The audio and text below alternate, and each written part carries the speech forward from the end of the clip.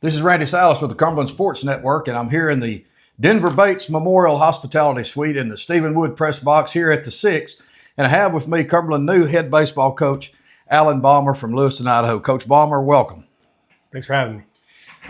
We're going to talk about a lot of stuff here in this interview and just kind of let people get to know you. But before we talk about how you got here and how this job came about, I want to take you back to 2006. In 2006, your team that you played for and ended up coaching for, Lewis Clark State University, defeated our team, the Cumberland then Bulldogs, 5-4 in the national championship game in 2006. You were the most valuable player of that World Series. And I think one of the coolest things about this whole story is the night you accepted the job, Coach Woody Hunt called me and told me about it, very excited. And he said who you were. And he said, this guy was playing third base. We had runners on first and second with 2 outs. In the final inning, Woody Hunt's coaching third base, and he said, Randy, I remember it like it was yesterday. I can see it in my mind's eye, the ground ball coming to the third baseman, Balmer, and he came right toward me to step on the bag to end the game, and he said, it's in my mind as vivid as it can be, and now that guy is leading our program. Kind of a full circle moment. Tell us your memories of that 2006 World Series and defeating Cumberland. It was probably the most intense game I've ever been involved in. Went into 11 innings. It was a dogfight, and they were a really good team, man. They could really hit, and we kind of held them at bay a little bit, but we made a couple nice defensive plays that kept us in the game. And I can still remember that ground ball coming to me. I can still see it bouncing, and you know, it was one of the better moments of my life. My life probably wouldn't be the same if we didn't win that game, but no, it's something I never forget, and I can remember like yesterday. And competing against Woody and Cumberland over the years, it's always been a pleasure. I mean, it's always been a great program, and I've always enjoyed competing. And once I had the opportunity to be here, I couldn't say no. Of course, there was no way that anybody, Coach Woody Hunt, you, anybody else, could have possibly envisioned that 20 years later, here you are, or almost 20 years later, 19 and a half years later, here you are leading this program. No way anybody could have, that would not have been on anybody's bingo card. I don't think it, yeah. I mean, I had no idea until, when they called me. I mean, that was the first time I've ever really even thought about it, to be honest with you. And it was a big surprise to me, but I'm glad they called. Well, and we are too. And another funny thing about it, the guy who hit that ground ball, Nolan McHugh, who was a good friend of mine, an All-American catcher on that team, he called me that same night when he found out you would get the job, and he was excited, and he gave you the biggest compliment you can give a baseball player, and a lot of people aren't going to understand this, but he called you a dirt bag. But that's a compliment, is it not? It is. I mean, if you understand what it means, yeah. And that's kind of the mentality I grew up in at Lewis Clark State. That's what Coach Sheff was, made his players play like. We always had to play hard, play the game the right way, and that's something that hopefully I can instill here and teach those guys that mentality and create that so that they can call us dirt bags. Yeah, that's right. A dirt bag is a good name for a baseball player. Maybe not a human being in general, but for a baseball player, that's a good name. So tell us how it came about that you got to be sitting right here with me today. Take us through that. I think it was Wednesday, September 17th. I looked back on a text when someone asked me that I had a text when I was coming out of practice from Randy Stagel and saying that he had a couple questions for me. And Randy Stagel being a former player here, and a former coach here. Yeah, and a coach at Emory-Riddle where I got to know him. We played against him a lot and had good battles, and he was always fun team to play against and fun coach to coach against. And so he had some questions for me, and I thought it was kind of weird. So I kind of asked Jeremiah, the coach at LC, like, did Randy reach out to you? And he's like, no. And I was kind of like thinking about it and like, what could it be? And I was like, nah, no way. I didn't think that would be it. But you knew the Cumberland job was open? Yeah, well, okay. I kind of knew it was open, but I knew that they put Woody back as the intern, and I thought he was just kind of trying to do the whole year, so I didn't even think about it much. And then I was like, no way. So when I got home, and I was just kind of sitting there, and I texted him back, and I said, yeah, I'm open. Call me anytime. And he's like, well, I'm at a volleyball game. I'll call you a little later. And then when he called and asked if I was interested, I was like, oh, yeah, of course I would be. I'd love to listen to what you guys have. And then the next day, Woody called in the morning after he talked to Jeremiah, the head coach at LC. And then I talked to Coach Pavin, and he asked me if I want to come out for an interview. And I said, sure. And he asked when I can be here. And I said, I could probably be there tomorrow. And jumped on a plane on Thursday at 2 o'clock in Lewiston, and I was here by 10, and then got up in the morning, and here I was at 9:30 in the morning meeting with Ron. And Woody and went around the school with Ron for the day and had lunch. And when I got back from lunch, he's like, well, I like you. You want the job? I was like, yeah, I do. But I got to talk to my wife. And so I called my wife and told her and said I couldn't pass it up. And I said yes. So here I am. You had never been here before. You'd never seen the campus, the ball field, or anything. But you told me you do have kinfolks in Nashville. Yeah, my cousin played at Linscomb University, and he never left here. He lives out in Brentwood, and so at least there's one familiar face. Yeah, there's one familiar face, and starting to be a lot more. Well, you're gonna have a lot of friends here pretty soon. And speaking of Randy Stiegel, that leads me to my next point that I want to talk to you about. You and I have talked before about the alumni base, former Cumberland baseball players. There are literally dozens and dozens and dozens of guys who aren't from here, who came here and stayed and have never left. And they care deeply about this program. And that's what happens when you have one coach who coached here for 40 plus years. Then he leaves and his son takes over and coaches 4 years. So you have a common thread. That thread is no longer, there's not a Hunt on the coaching staff for the first time since 1978, I guess, or 79. But the alumni are a huge, huge part of this program. Give us your thoughts on that, and here's your chance to address the alumni and say whatever you'd like to say, and just tell us your thoughts on all that. You know, where I came from is not much different. There's a lot of guys that came to Lewiston and never left. And you had a coach, Ed Sheff, that was there forever. And he created the same atmosphere with alumni, and the guys care deeply about the program. And that was one of another reasons why I'm so excited to take this job is alumni base and how much they do care about the program. That's where I want to be. I mean, I want people to care about the program. I want the pressure for it to be good.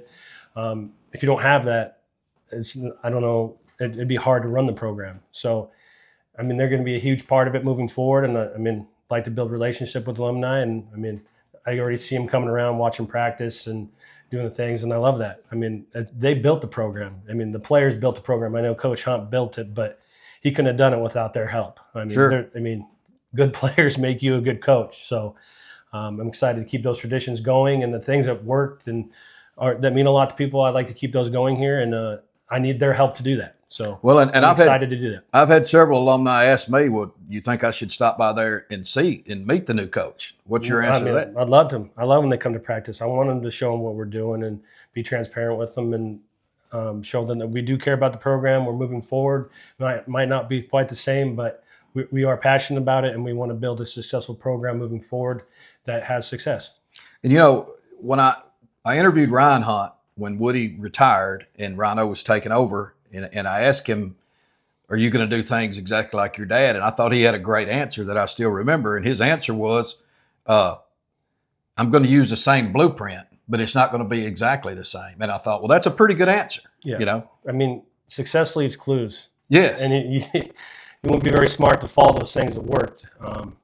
So, I mean, all good coaches have things in common, and you try to do those things as a coach because you know they work. And if you thought you could do them a whole lot different, you're probably not going to have success. And it's nice to have Woody around still because, I mean, I'd learn something every day when he talks to me. So, yeah, I mean, that's always good to have that. And like Ryan said, I mean, the blueprint works, but you still have to be yourself. Yes. And you got to do the things the way that you think are the right way. And because if you didn't do that, then you're not who you are, and it's hard to lead people when you're not being yourself. Exactly. We're speaking with Cumberland's new head baseball coach, Alan Balmer from Lewiston, Idaho, formerly of Lewis Clark State, and visited with us here on the program.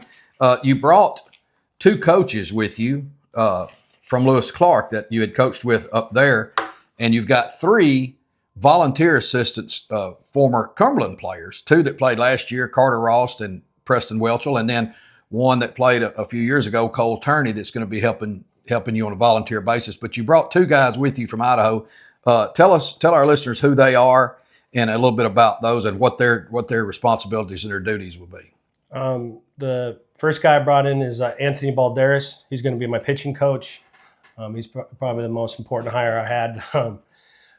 I don't know who I'd hire if he didn't come with me, but I coached Anthony for 2 years, 16 and 17, where he won 2 national titles at Lewis Clark State College. And then since he quit playing, he's been the pitching coach at LC. Got thrown into it young, so he's had a lot of good experience in that department, and he's kind of my right hand man, someone I can trust, lean on, and he's just not a coach; he's a friend. So one of my best friends. So it's nice to have him here to help out, and he does a really good job with the pitchers, and he creates quite the mentality on the mound that we're excited for. And then the next guy I brought in is a young guy who just had to hang him up playing baseball because of an injury. But his name's Brewer Webster. He's from Idaho Falls. He played for me as a freshman when he redshirted, and then he went back to junior college for 2 years at Salt Lake City. And then after that, he got a scholarship to play at Utah University for 2 years. And then he tried to take advantage of that 6 year, come back and play for us at the NAI level. But he got hurt last year, and he tried to come back and play through the injury, but it just didn't work out. But he'll be running the infielders for the most part, helping with that. And he's a really good. He'll be teaching the base running and doing some other things. But I'm excited to have him. He's one of the better infielders I've ever coached. So he knows what he's doing out there, and he had quite the mentality. He played really hard, and he has that mentality that we're looking forward to instill in our guys, and we're excited to have him. And you told me that you will be basically your own hitting coach. You will be in charge of the hitters more or less. And yeah, I mean, I'll be in charge of that for the most part, and there'll be other guys helping out. But that's going to be my job. Yeah. And will the 3 Cumberland volunteer guys? I don't think Cole Turney won't be with you through the season. He'll be playing minor league ball. But Preston and Carter Ross and Preston Welch, will they be with you through the season? As of and right Antonio now, Costas, yeah, the GA? and Antonio for sure. He's been a great help. He's shown me a lot of things doing around here. And he's doing a really good job with that JV team. Preston and Carter will be around. They're going to school, but they'll be around for most of the year as of right now. Things can change, but they've been great help. They've kind of showed us some of the things that you wouldn't find out on your own while you're here, but excited to have those guys around. Let's talk about recruiting. That's the most important thing. I don't care what sport it is. The teams with the best players usually win. Yes, they do. And you have a lot of you've been a coach at the NAI level for 17 years, and you played at the NAI level. You know the level. You know what it takes. Talk about that and some of your recruiting contacts and Lewis and Clark players. I mean, they recruit nationally just like we do. Yeah. But I'm sure you still had a lot of players from out west. I bet 95% of our players are from the West Coast out there. It seems like the West Coast guys will come this way more than those guys will go back towards the West Coast, which I understand, especially when you get out here and you see how nice weather is and all that. So I'm excited to recruit here. I do have a lot of connections in the West with scouts and coaches, and so I'll definitely bring some of those players in. But I'm excited to reach out and start to get to know some new coaches out here in the Tennessee area, and I have really good connections down in Texas, so that'll help with some scouts that played at LC. He's been down there, so he's going to help out a lot, and I'm excited to actually be able to recruit those guys because they wouldn't come back to the West very often. So excited to see if I can get down in there and get some players out of there. But we want to get them wherever we can. I mean, try to go get the best player wherever they may be, and we're going to work at it. I know that, and we'll see how it goes. But I mean, the NEI thing is. It's always been a little later in the recruiting process because they kind of weed themselves through the D1s and all that other stuff. So usually you end up with your best players later in the summer, and I don't see that changing. And usually it's 5-6 teams after those players, and I'm sure it'll be the same 5 teams that I've always recruited against, so the Gwinnett's and the Tennessee Wesleyan, all those guys, Shreveport, all those guys. You end up with recruiting battles. I'm sure that won't change. Yeah, and we want to be one of those 5 schools. Yes. Let's talk baseball philosophy. I don't know if you know that through the years, a lot of time Cumberland has sort of been nicknamed Lumberland because Coach Woody Hunt and even Rhino, we like the long ball. Who doesn't, of course? Yeah. But I guess my question to you is like Coach Woody Hunt, some of the things he was known for. The delayed steal was a big part of his offense. The first and third on ground ball singles, part of his offense. He liked to have power at the leadoff spot when possible. He liked to have a good hitter in the 9 hole. All these things that you can do when you have good players, but just from your standpoint of philosophy, are you a kind of guy that's a Whitey Herzog type? Let's manufacture, run, steal bases, bunt, all that, or you're a swing away guy? What? Well, we're going to swing the bat. I won't change that much. I know to win in May in Lewiston, Idaho, you have to be able to hit some home runs and swing the bat and hit some doubles. And we're going to try to do the same thing there. I'm going to look for big physical guys that can put the ball out of the ballpark. That's not going to change at all. For the first and third, we're always going to be aggressive on the base paths. I mean, that's invariable. We probably won't steal too much because when you get to the playoffs and you start playing good teams, they usually have a pretty good catcher and they're pretty good about holding runners. So it's really, you have to really be a burner to steal bases when it matters. So you might only have one or two guys that can do that each year. But we're going to be aggressive when we can in dirt ball reads, which the turf kind of kills some things around here, makes it pretty easy for that catcher. But we're going to be aggressive in dirt ball reads, we're going to be aggressive taking the extra base, and we're always going to be looking to do that. But with the way we're going to hit the baseball, we won't change that much. We're going to be looking to hit the ball of the yard and hit some doubles. Well, I know our longtime fans like that answer. Yes. We're talking with new Cumberland head baseball coach, Alan Balmer. Tell us about the players that you inherited. Now we lost a lot of guys, but we were a good team last year. Yeah. I mean, we won the Mid-South Conference Tournament Championship, made the playoffs. We returned, I know at least a couple of all-conference players, and Will Sertin and Dylan LaRue. But we lost a lot of guys. Tell us what are your thoughts, your impressions of, you didn't recruit these guys. Coach Ryan Hunt and his previous staff, Pat Bell and Daniel Barato, recruited these guys. Tell us your impressions of the team you have inherited so far. I'm excited for it. I mean, there's some good returners. Like you said, Dylan LaRue might be the best catcher in the nation. He's sounds like he put on some weight. And he looks a little bigger, yeah. And he's put on quite the show this fall, so I'm excited to see what he does. And there's some other players that they brought in, like the Gabriel Reyes kid at shortstop. I'm excited to see what he does. So we got some exciting players. It's going to be a good team. They did a really good job recruiting. Only seen the pitchers throw a few times. I know we're probably a little thin there. I'm trying to add a couple guys at the break, just numbers wise. And I know one of the left-handers they brought in, Aiden Motts, got hurt. We don't know if he'll be able to pitch this season. He was supposed to be a big addition. He hurt his knee, right? Yeah. So, I mean, there's a few holes there we need to replace, but there should be guys at the break, especially with the portal. So hopefully we can add a couple pitchers, and we had a catcher leave the program, so we're pretty thin at catching. Dylan's kind of a one-man show right now. Brought a kid up from the JV team that's helped out a lot, who actually has a chance to play here in the next couple of years. And Wilser had to go back there and catch a couple of days. But so we're looking for a catcher. If something happened, knock on wood, but yeah, it's hard to play the year with one catcher. So sure, oh yeah, we're gonna have to recruit a catcher at break. Yeah, but other than that, I'm really excited for this team and the pitching staff with Coach Balderas getting here a little late, starting to make progress. So I'm excited to see what they do. We only have a minute or two left. Tell us a little bit about your family. I know they're not here yet. No, they're back home in Lewiston right now. They're going to finish out school, which is hard, but we're making it work. I have 4 kids. One kid's already out of school. He's 19, Brody, and then I have a 17-year-old girl who's playing volleyball right now. So I'm watching that on TV at night, but it's we're making it work. And then I have 2 youngers that are 7 and 5, Reese and Cole, and we're busy. And my wife Jenny's doing she's real busy right now. Yeah, bless her heart, man. She's back home taking care of them, and it's been hard, but we're making it work. And you said they're coming down here in a week or so. We're recording this October 21st, 2025, by the way. They'll be come down for a visit, but they'll stay there through the school year before they join you permanently, correct? Yes. And then hopefully here next weekend, my daughter Avery makes it to state, so try to sneak down there for a couple of days and watch the state tournament. All right. Just half a minute left, Coach. Your final word.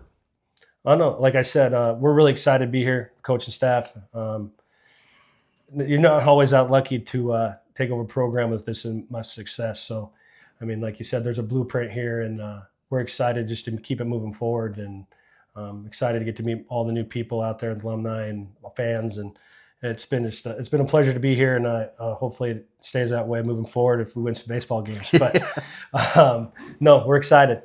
All right. Been talking with head coach Alan Balmer. Thank you very much, Coach.